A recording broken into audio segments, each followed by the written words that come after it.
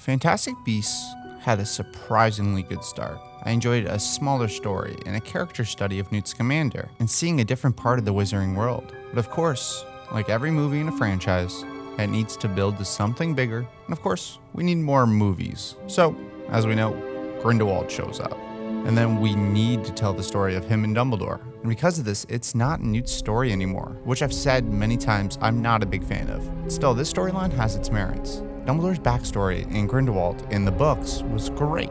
The problem with these movies doesn't directly lie in the story itself. I believe it was taken in a direction I disagree with. But it has all those elements for that interesting story. It's how it's handled. Sure, the script for Crimes of Grindelwald was not good by any means, but it's the director's job to hone in on a vision, tone, pace, and theme for the movie.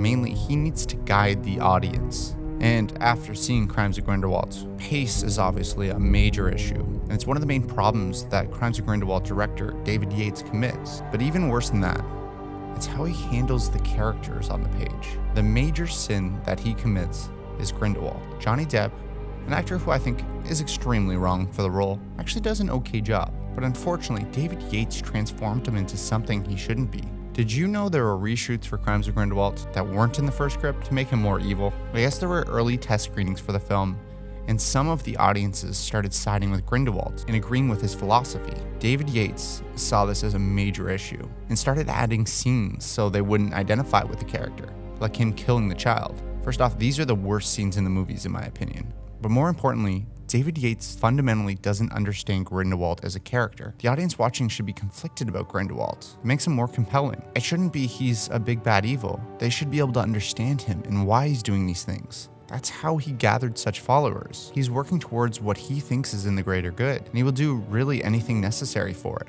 Killing kids and random creatures isn't leading to anything. It's just there to show that he's really not a great guy and you shouldn't be trusting him. Like I said, that's not the most interesting character choice. It should be much like Professor X and Magneto, which is drawn from Malcolm X and Martin Luther King. There should be two sides.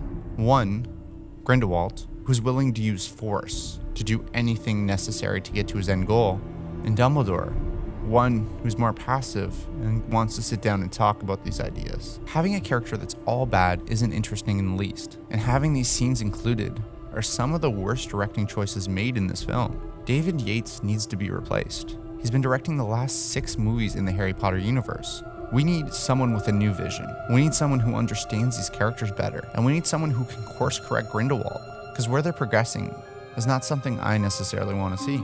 David Yates is not a bad director. He's actually made some of the best Harry Potter films. I debate he's not a visionary. They kind of got plopped into the Harry Potter world, and by that time it was well established. The characters were set in stone. All he had to do was progress forward. He's never really been great with nuance, and you can see that in Fantastic Beasts and Where to Find Them. And you see a little bit of the cracks, but it's not until Crimes of Grindelwald that they really start to expose. He's missing these character moments. So what do you think? Do you think David Yates needs to be replaced like I do? As always, thank you to my patrons, Adam Gray, Jeremy Jacobs, Jenny Edwards, Jeremy Robson, Gabe Marchanda, Trevor Cowan, Gunnar Legland, Colleen West, Ested Hemzaj, Marco Perry, Roland, Aidan McShane, Shalon Hudson, Kieran Hunt, Joris Condon, Brendan Warden, and Sweevy. Thank you for your support, and I'll see you in the next video.